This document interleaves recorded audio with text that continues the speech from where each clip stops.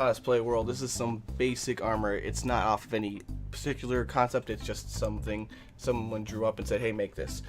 This is so basic. I'm going to refer to this and the extended rant in the armory at finalcosplaycore.com and all of the awesome content there within. Wait, go check it out. Anyway, go check it out. It's awesome. There's awesome cosplay stuff there. So, Cosplay World. We're making this out of PVC foam sheeting, but this stuff, these ideas still apply to EVA foam and Warbler or whatever you're making your armor out of. Now, we as cosplayers have a few hurdles to tackle that maybe even traditional armor didn't have to deal with.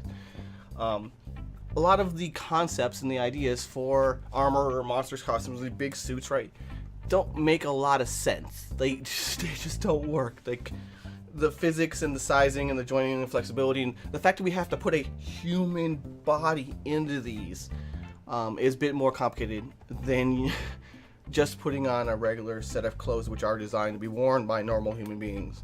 And you're going to need a bit more understanding of your human body than simple measurements. A lot of times you're going to need to understand your range of motion, and you're going to need to understand some jointing, because guess what? A lot of these armors don't joint particularly well. If you can touch your nose and it looks like the way it's supposed to look and it looks amazing, you have my respect. That is awesome. A lot of times if you cannot touch your nose, which means it's hard to eat and drink. In fact, I think most cosplayers know this, is that sitting in these big elaborate costumes is not always an option. So, when I'm working, I like to make sure that at each step I can move around as much as possible. Now, it's not always going to be touching my nose or having a seat or things like that, but as much as I can get without the help of a handler. Handlers are really nice, but they will not always be there, and you'll need a backup plan. You'll also be very benefited if you can get in out of these armors without exhausting yourself, and having a plan for that, being able to have everything set up in advance so that you don't overheat yourself and exhaust yourself before you even get on the convention floor, and that, well, you don't waste 2 hours getting in and out of it. Now, it's really cool that you have like a bazillion pieces like of this, you know, cool costume, but setting all that up in your hotel room, it's a pain in the butt. So me particularly, I will try to have that all set up in advance.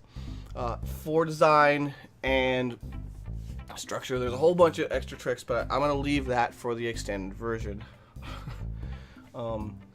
Being sure that everyone knows what you're doing and where you're at is also hugely important, especially when you have limited vision.